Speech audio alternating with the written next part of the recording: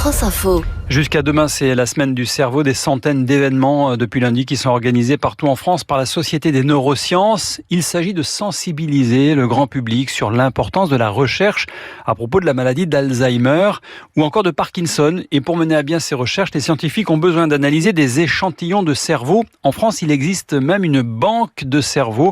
C'est la biobanque NeuroSeb, une structure nationale située dans l'hôpital parisien de la Pitié-Salpêtrière. Olivia Chandiou.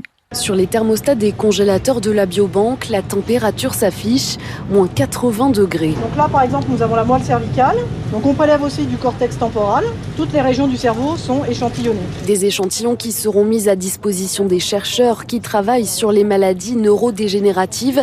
C'est Sabrina Leclerc, gestionnaire de la biobanque, qui reçoit les projets de recherche. C'est répétitif, il y en a beaucoup qui nous font plusieurs demandes. On a entre 25 et 30 projets de recherche qui nous sont proposés par an, ce qui représente à peu près 3 000 à 4 000 échantillons qui sont cédés par an. Et donc on a 30 000 échantillons dans les congélateurs qui sont encore disponibles pour la recherche. Alors on a beaucoup de recherches sur la maladie d'Alzheimer, la maladie de Parkinson. Donc c'est principalement des études de protéines en fait présentes dans la maladie ou pas, ou absentes, les interactions qu'ils peuvent avoir, les études génétiques aussi pour savoir les gènes qui sont en cause dans ces maladies. Donc voilà, toutes ces interactions sont étudiées au niveau protéique, ADN et autres. L'objectif à terme, c'est évidemment de trouver des traitements, mais le fonctionnement du cerveau reste bien mystérieux. La recherche avance, il y a plein de petites choses qui sont trouvées dans toutes les maladies, en espérant que toutes ces petites choses un jour pourront conduire à un traitement, mais c'est vrai que c'est des investigations assez longues et complexes, donc ça avance. Il y a beaucoup de chercheurs qui font des publications grâce à ces échantillons. Actuellement, 750 cerveaux sont stockés à la biobanque et 3000 personnes sont inscrites sur la liste des donneurs, des malades d'Alzheimer ou Parkinson qui signent un consentement pour un prélèvement post-mortem.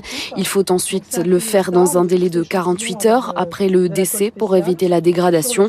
Mais le problème, c'est de récupérer des cerveaux dits sains, sans lesquels les recherches n'avancent pas, insiste Marie-Claire Artaud-Beauté, la coordinatrice. C'est indispensable. Les chercheurs ont effectivement besoin d'autant d'échantillons de personnes malades que non malades. Quand ils nous demandent 5 cas de maladie de Parkinson, ils vont nous demander en face 5 cas de témoins. La recherche sur les maladies du cerveau a besoin du cerveau humain. En fait, il n'y a pas de modèle animal ou de modèle in vitro qui puisse représenter le cerveau en entier. Donc on est obligé de passer par le cerveau humain. Ces échantillons conservés à la biobanque peuvent servir à la recherche pendant plus de 10 ans. Un reportage à la Pitié-Salpêtrière signé Olivia Chandiou. Et donc c'est la semaine nationale du cerveau.